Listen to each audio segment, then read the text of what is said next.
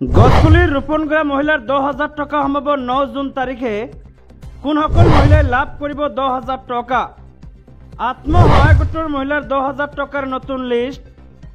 ৰাজ্যৰ অৰুণোদয় আঁচনিৰ বাবে ভাল খবৰ। মাত্ৰ 3 দিন পিছত সোমাই পৰিব অৰুণোদয় আঁচনিৰ 1250 টকা। কোনসকল মানুহে এইবাৰ লাভ কৰিব অৰুণোদয় 1250 টকা। ৰাজ্যৰ মুখ্যমন্ত্ৰী হিমন্ত বিশ্ব শৰ্মাৰ কেইবাটাও গুৰুত্বপূৰ্ণ ঘোষণা। ৰাজ্যৰ আন কেইবাটাও গুৰুত্বপূৰ্ণ খবৰ একেলগে জানিব পাৰিব। ভিডিঅ'টো চাই থাকিব। অসমৰ লগতে ভাৰতৰ বিভিন্ন প্ৰান্তৰ পৰা কেইবাটাও গুৰুত্বপূৰ্ণ খবৰ যুগুতোৱা হৈছে।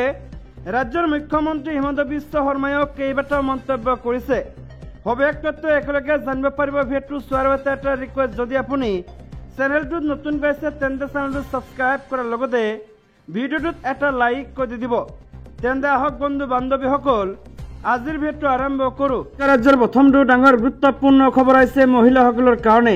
আত্মসহায়ক গোটৰ মহিলাৰ কাৰণে আহিছে এটা ভাল খবৰ। গছপুলি ৰোৱা মহিলাৰ বাবে আহিছে এটা ভাল খবৰ। যিসকল মহিলাই গছপুলি ৰোপণ কৰি ফটো আপলোড কৰিছিলে তেওঁলোকৰ বেংক একাউণ্টত সোমাই পৰিব টকা। 9 জুনত প্ৰকাশ কৰিব ৰাজ্য চৰকাৰে চূড়ান্ত তালিকা। কোন জিলাৰ মহিলাই কেতিয়া লাভ কৰিব ধন। আত্মসহায়ক গোটৰ 10,000 টকা লাভৰ তালিকা প্ৰকাশ। শীঘ্ৰেই লাখ লাখ মহিলাই লাভ কৰিব 10,000কৈ টকা। তালিকাভুক্ত প্ৰতিগৰাকী মহিলাই লাভ কৰিব 10,000কৈ টকা। অহা 9 তাৰিখে প্ৰকাশ পাব ধন লাভৰ তালিকা। সমষ্টিয়ে প্ৰতিগৰাকী মহিলাক দিয়া হ'ব এইসমূহ ধন। ইয়াৰ বাবে 1450 কোটি টকাৰ অনুমোদন জনাইছে ৰাজ্য চৰকাৰে। আৰু এই গুৰুত্বপূৰ্ণ মন্তব্য কৰিছে ৰাজ্যৰ মুখ্যমন্ত্ৰী হিমন্ত বিশ্ব শৰ্মাই। যিসকল আত্মসহায়ক গোটৰ মহিলাই 10,000 টকা লাভ কৰা নাই তেওঁলোকৰ কাৰণে ভাল খবৰ। তেওঁলোকে লাভ কৰিব 10,000কৈ টকা। পৰৱৰ্তী ডাঙৰ খবৰটো আহিছে মহিলাসকলৰ কাৰণে। অৰুণোদয় আঁচনিৰ টকা লাভ কৰা মহিলাৰ কাৰণে আহিছে এটা ভাল খবৰ।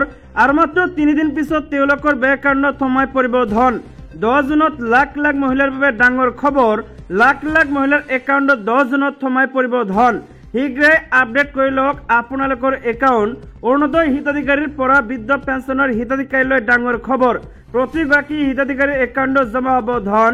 বৃদ্ধ পেঞ্চন আঁচনিৰ ধন লাভ কৰা হিতাধিকাৰীৰ একাউণ্টত সোমাই পৰিব ধন। বিধৱা পেঞ্চন লাভ কৰা হিতাধিকাৰীৰ একাউণ্টত জমা হ'ব এইসমূহ ধন। দিব্যাংগ আঁচনিৰ ধন লাভ কৰা হিতাধিকাৰীয়েও একেদিনাই লাভ কৰিব এইসমূহ ধন। ধন লাভৰ পূৰ্বে আপুনি ঠিক কৰি লওক আপোনালোকৰ একাউণ্ট। KYC আপডেট কৰি লওক এই কেইদিনতে। যদি আপোনালোকে KYC আপডেট কৰা নাই তেন্তে এই 3 দিনৰ ভিতৰতে KYC আপডেট কৰি লওক। KYC আপডেট কৰাৰ পিছতে আপোনালোকে লাভ কৰিব এইসমূহ ধন। যিসকল মহিলাই অৰুণোদয়ৰ লগতে অৰুণোদয় আঁচনিত যিসকল মহিলাৰ নাম আহিছিলে তেওঁলোকৰ কাৰণে ভাল খবৰ। তেওঁলোকৰ বেংক একাউণ্টত 10 জুন তাৰিখে সোমাই পৰিব ধন। ৰাজ্যৰ পৰৱৰ্তী ডাঙৰ খবৰটো হৈছে প্ৰথমে অসন্মান। ছচিয়েল মিডিয়াত তীব্ৰ সমালোচনাৰ পিছতে পৃথ্বীমাঝিৰ ঘৰত গৌৰৱ গগৈ। প্ৰদেশ কংগ্ৰেছৰ সভাপতি দায়িত্বভাৰ গ্ৰহণ কৰাৰ পাছত নৱনিযুক্ত সভাপতি তথা সাংসদ গৌৰৱ গগৈ ডাঙৰীয়া আজি কংগ্ৰেছ দলৰ জ্যেষ্ঠ নেতা পৃথ্বীমাঝি ডাঙৰীয়াৰ গুৱাহাটী স্থিত বাসগৃহত গৈ উপস্থিত হয়। বিধানসভাৰ প্ৰাক্তন অধ্যক্ষ, প্ৰাক্তন কেবিনেট মন্ত্ৰী তথা চাহ জনগোষ্ঠীৰ অন্যতম জ্যেষ্ঠ নেতা মাঝিৰ সৈতে সাংগঠনিক দিশৰ উপৰি বিভিন্ন বিষয়ত আলোচনা কৰাৰ লগতে তেখেতৰ পৰা দিহা পৰামৰ্শ আৰু আশীৰ্বাদ গ্ৰহণ কৰে প্ৰদেশ কংগ্ৰেছৰ সভাপতি গৌৰৱ গগৈয়ে। উল্লেখযোগ্য যে সামাজিক মাধ্যমত ভাইৰেল হোৱা এখন ফটোত দেখা গৈছিল সাংসদ ৰকিবুল হুছেইন, ভূপেন বৰা আৰু দেৱব্ৰত শইকীয়া বহি থকাৰ সময়ত কাষতে থিয় হৈ আছে কংগ্ৰেছৰ জ্যেষ্ঠ পৃথ্বীমাঝি। মূল্যবোধৰ ৰাজনীতি কৰা প্ৰাক্তন মন্ত্ৰী পৃথ্বীমাঝিক এইদৰে থিয় কৰি ৰখোৱাক লৈ বিভিন্নজনে কংগ্ৰেছ নেতৃত্বক সমালোচনা কৰিছিল। তাৰপিছতে আজি APCCৰ নৱনিৰ্বাচিত সভাপতি গৌৰৱ গগৈ উপস্থিত হয় মাঝিৰ ঘৰত। ৰাজ্যৰ পৰৱৰ্তী ডাঙৰ গুৰুত্বপূৰ্ণ খবৰটো হৈছে গৌৰৱ গগৈয়ে ঠিকেই কৈছে। তেওঁ তৰুণ গগৈৰ তুষ্টিকৰণৰ ৰাজনীতিহে কৰিব পাৰিব। আৰু এই মন্তব্য কৰে দিলীপ শইকীয়াই। গৌৰৱ গগৈয়ে তৰুণ গগৈৰ ৰাজনীতিহে কৰিব পাৰিব। হিমন্ত বিশ্ব শৰ্মাৰ ৰাজনীতি কেতিয়াও কৰিব নোৱাৰে। কাৰণ গৌৰৱ গগৈৰ ৰাজনীতি তুষ্টিকৰণৰ আৰু হিমন্ত বিশ্ব শৰ্মাৰ ৰাজনীতি সন্তুষ্টিকৰণৰ। গৌৰৱ গগৈৰ ৰাজনীতি বংশবাদ আৰু সাম্প্ৰদায়িকতাৰ, হিমন্ত বিশ্ব শৰ্মাৰ ৰাজনীতি বিকাশ আৰু সমন্বয়ৰ।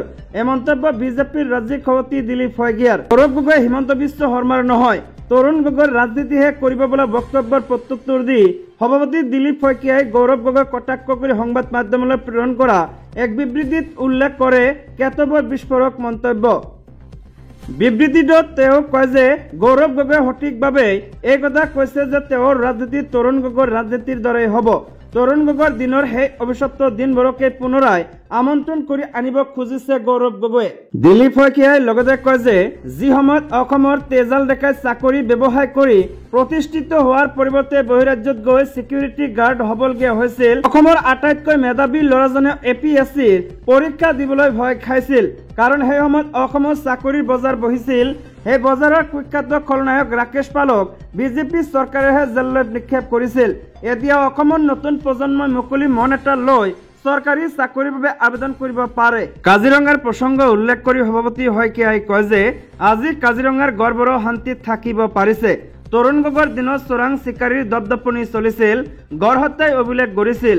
হুইজ বদৰুদ্দিন বুলি কয় খিলঞ্জীয়া মানুহৰ চেণ্টিমেণ্টক লৈ ৰাজনীতি কৰা তৰুণ গগৈৰ দিনতে সাম্প্ৰদায়িক ৰাজনীতিৰ তুংগত উঠিছিল। আজিও গৌৰৱ গগৈ বদৰুদ্দিনৰ সেই বংশধৰসকলক লৈ ৰাজনীতি চলাই গৈছে।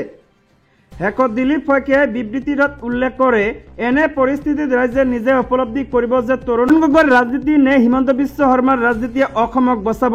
গৌৰৱ গগৈয়ে কেতিয়াও হিমন্ত বিশ্ব শৰ্মাৰ ৰাজনীতি কৰিব নোৱাৰে।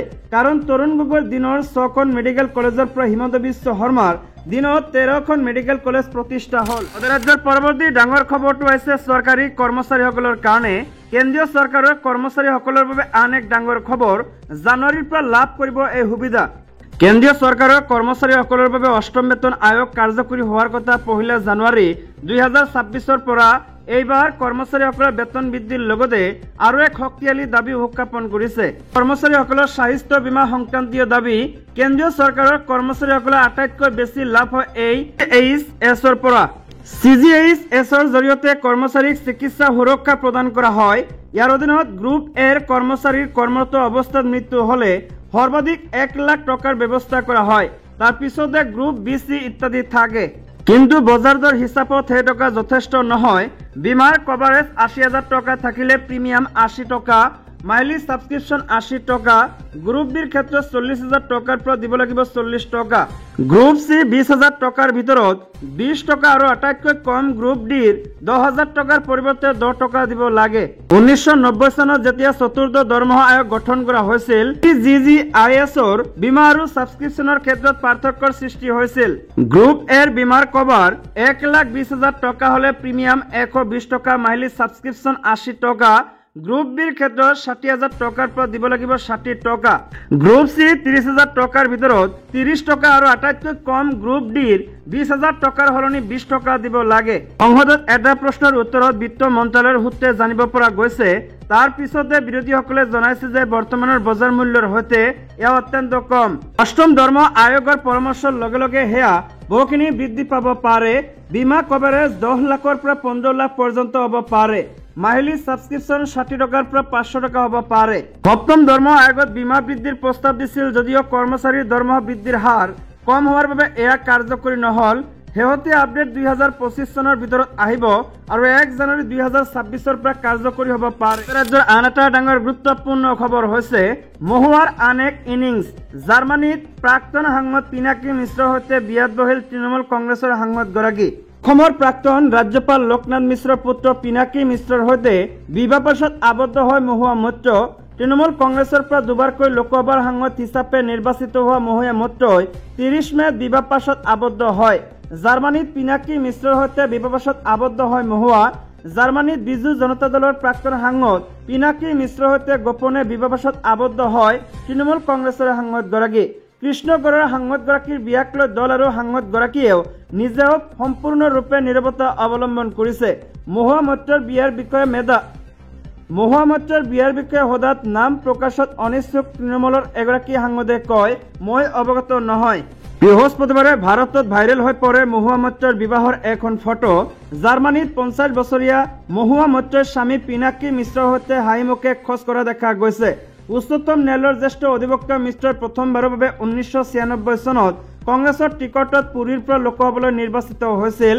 চেইণ্ট ষ্টিফেন কলেজৰ প্ৰাক্তন ছাত্ৰ পিনাকী মিশ্ৰই পৰৱৰ্তী সময়ত দিল্লী বিশ্ববিদ্যালয়ৰ পৰা আইনৰ ডিগ্ৰী লাভ কৰে। 1996 চনৰ দশকতকৈও অধিক সময়ৰ পাছত মিশ্ৰই একেটা সমষ্টিৰ পৰা লোকসভালৈ উভতি আহিছিল। যদিও সেইবাৰ বিজেডিৰ যদিও সেইবাৰ বিজেডিৰ সাংসদ হিচাপে 2009 চনৰ পৰা 2019 চনলৈ তেওঁ 3টা কাৰ্যকাল সাংসদ হিচাপে কাৰ্যনিৰ্বাহ কৰিছিল।